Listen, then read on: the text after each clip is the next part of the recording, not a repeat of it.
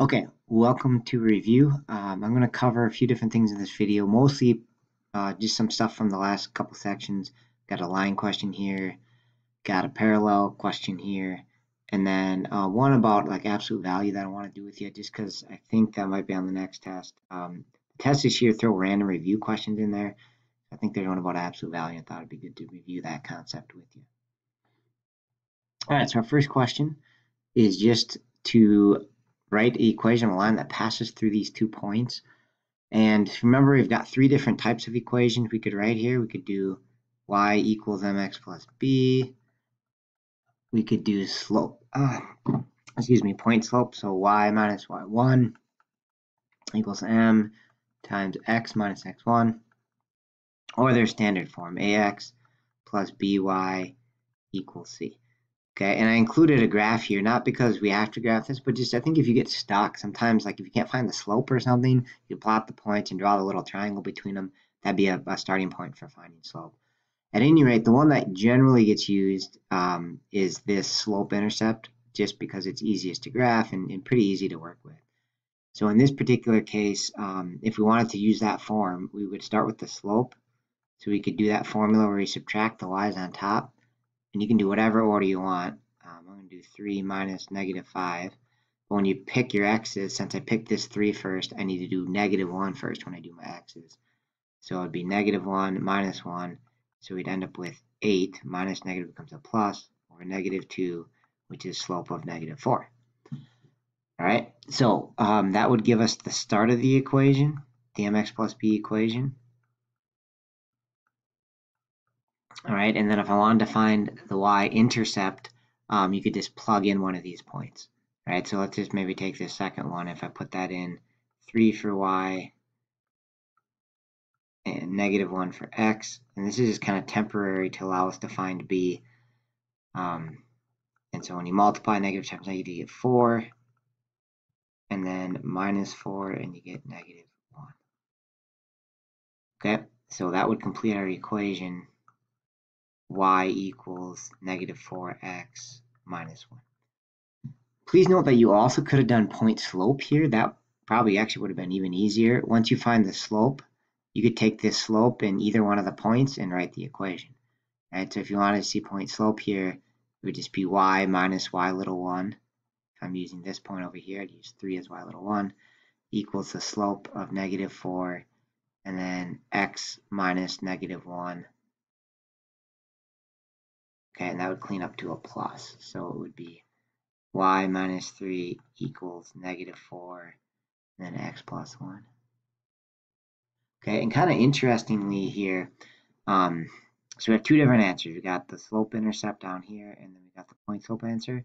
But please note that these are really the same equation, right? And if you wanted to verify that, if we just take that equation we just got and were to solve that for y, you would see that we would get this same equation. So what that would look like is just distribute on this side.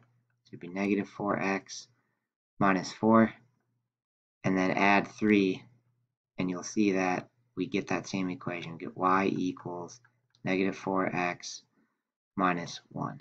Okay, so they are the same equation, just different versions, different forms of the same equation.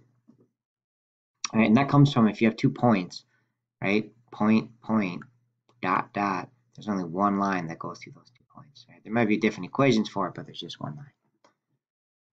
Okay. Parallel, perpendicular. Okay, so remember with parallel, they're lines that don't cross. All right, so they're 2 lines that never cross, and not surprisingly, their slopes are the same. All right, so we're going to have 2 different equations, and they're going to have the same slope. Right? In fact, they already give us one of the equations, right? It's right there. So we could say, hey, one of these lines has that equation. All right, so the trick is our other equation has to go through this point and has to have the same slope. All right, so the trick is we need to find the slope of this equation. So see if you remember how to do that first. In fact, I would try and do pretty much the whole question and then watch the rest of the video. Okay, so to find the slope here, we have to get y alone, right? It's going to be easiest if we can just have it in y equals mx plus b. Then whatever in front of x will be the slope. So minus 2x's from both sides. So we get 8 minus 2x. That'll cancel out on this side. Now 8 minus 2x. Okay, and then divide everything by negative 4. And so we're going to get y equals negative 2. And then negative divided by negative will come out as positive 1/2 x. Okay, so that's one of our lines. That's its equation. And the whole point of doing that was just to say it has a slope of 1/2. Okay, so our second line, right? Remember, we've got two lines, so we've got two equations. The second line is going to have that same slope of 1/2 because it's parallel, right? But it's going to be a different y-intercept. Okay, and again, to find the y-intercept, we can use these 2 points, plug these in, and then solve it to get b, the y-intercept. I could also try and do some crazy graph and figure it out that way, but it's easiest probably just to plug it in. So negative 4 for y, 2 for x. And we kind of do this temporarily to find b. Okay, x and y generally are going to be variables, but we're going to plug them in to specific xy point because it allows us to find b. All right, so 1/2 times 2, half of 2 is just 1, and we minus 1 from both sides, so we get negative 5 for b. Okay, and then that completes our equation. So we have 1/2 x, same slope as before, and then a different y-intercept of negative 5. And I guess I should have probably wrote subtract 5 instead of plus negative 5, but it's really the same thing. Okay, so we wrote the equation of a line that's parallel to the one that they gave us. Okay, final review question I have for you is absolute value in solving these. So it's probably a long time since you did these, but this is something that could show up on the ACT or the MCA, and I think they do have one like this on the next test. Okay, so the trick with absolute value, if you forgot, is it means distance from 0. So like the absolute value of negative 3 is 3, because on a number line, negative 3 is 3 units away from 0. Similarly, if you do the absolute value of 2, that's just going to be 2, because its distance from 0 is it's just 2 units away from 0.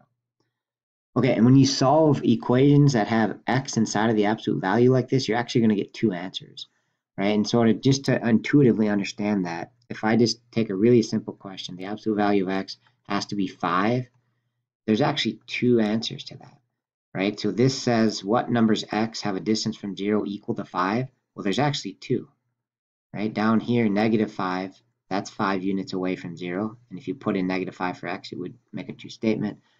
And there's also an answer of 5 up here, because that's 5 units away from 0. So when x is inside the absolute value like this, you're going to get multiple answers. All right, so the process for actually doing this is to get this absolute value alone before you do anything else. So we're going to add 8 to both sides to get 25 on this side. Okay, and now that it's alone, now we take this part inside of here and imagine inside of this, it's like absolute value has to be 25. There's 2 numbers that could be right here, positive 25 and negative 25.